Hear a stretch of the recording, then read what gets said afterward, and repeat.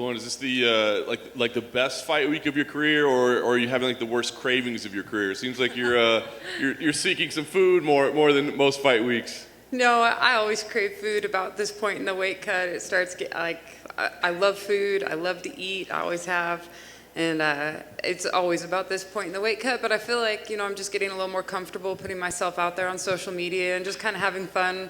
Actually, I haven't posted any food for today's countdown. Not yet, but yeah, I'm just trying to have some fun and put myself out there a little bit more. So this is who I am. I love to eat.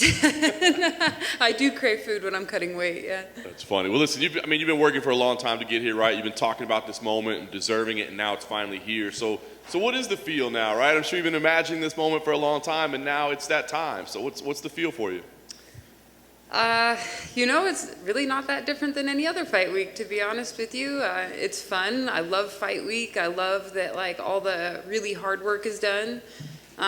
This is the part where we get to cruise in and start, really enjoying ourselves. And there's always some stress during fight week. You're traveling, you got a million things to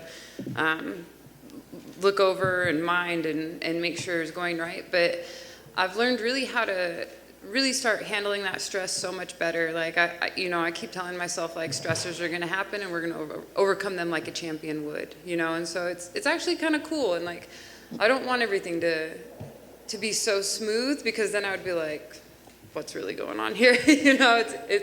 There's always some stress associated with fight week and with fighting in general, but it's cool, man. This is a cool life. This is a really cool life. Most days I feel in awe that I've gotten to spend, a great part of my adult life being a professional athlete. It's not something I ever would have planned for myself. And honestly, when I wake up in the morning, I'm like, man, if my life had turned out the way that I would have picked it for myself, I would have sold myself short 1,000 times over. This is better than anything I could have come up with for myself. I love this. It's an awesome way to say it. So I'm curious, what's the balance, right? Because as you just said, it's a heck of an accomplishment to be here, right? I mean, to be in this position is meaningful, and you should probably enjoy it and take it in and, relish it all, but it's not the actual goal, right? The goal is to bring home the title. So what's the balance in, respecting and enjoying where you are, but also realizing we're not quite there yet? Yeah, the goal is to just kind of stay in the moment, take stuff day by day. When I say stay in the moment, I mean I want to recognize what's going on right now. I want to feel the way I'm feeling about it. I want to recognize what's happening right now and enjoy these moments. And so, of course, the goal is to win the fight this weekend. But the goal is to really enjoy what I'm doing, stay in the moment, keep breathing, keep having fun, and that's the main goal. And when I'm doing that, I feel like I'm at my very best. That's awesome. So, no secret, of course, Valentina, pretty good fighter. She does all right. So, yeah. So when you watch her, when you're breaking her down, when you're competing, do you see spots and you're like, oh, there's an opportunity there, there's an opportunity there, there's an opportunity there, or do you see? I think what a lot of us see was just a really, really well-rounded fighter that you have to fight perfectly, right? Well, nobody's perfect, but she is a very well-rounded fighter. You don't get to be a dominant champion by having holes in your game, and so when I watch her fight, it's not like she has these big glaring weaknesses that I'm like, oh yeah, I could take advantage of that for sure. I think those days are over. You don't get to be where she's at by not being well-rounded and by not being really, really damn good at everything. But everybody's human. Everybody has habits and things that are exploitable. Everybody has weaknesses. And anybody that thinks that they don't have a weakness, that in itself is a great weakness. Everybody makes mistakes. And at this level, that's what we're looking at, is what habits does she have? What areas can we take this fight where I feel the most comfortable? How are we going to accomplish that? What sequences do I want to accomplish in this fight? And so, yeah, when I watch Valentina, of course she's a great fighter. Of course she's well-rounded. That is what makes her such a formidable opponent and such a dominant champion. But I'm really good in every area of the fight too, and I'm really looking forward to testing myself in those areas. I'm looking forward to making those sequences happen that I want to happen in the fight. And honestly, I can't wait to go show you guys how good I've gotten. I can't wait. It's going to be awesome. It's awesome. Last thing for me, I guess. What would this win mean for you, right? I mean, as you said, it's already a victory that you're here. You know, you've gone well beyond what you envisioned for yourself. But what would a title-winning performance here mean for you?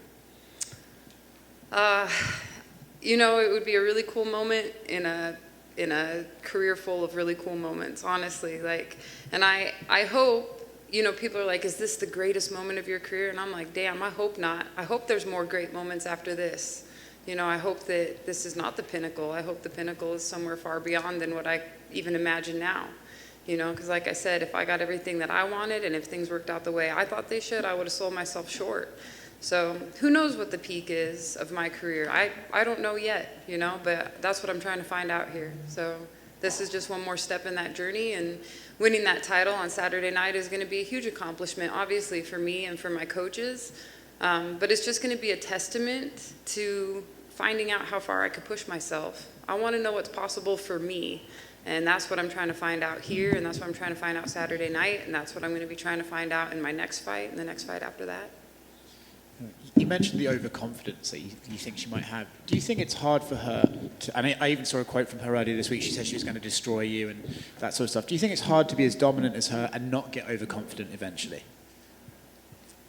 I mean, I would imagine so. I would think that she probably feels like she can destroy anybody, and as a champion, I think you do need to have obviously some level of confidence. I'm not the one to say where her line is between being properly confident and overconfident. I don't know.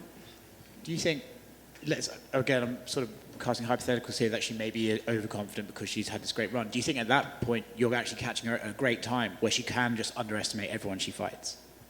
I don't think that Valentina is the kind of fighter that underestimates her opponents. Like, she's been doing this for a very long time. I'm sure she's a very experienced fighter, not just in MMA, but in, other sports as well.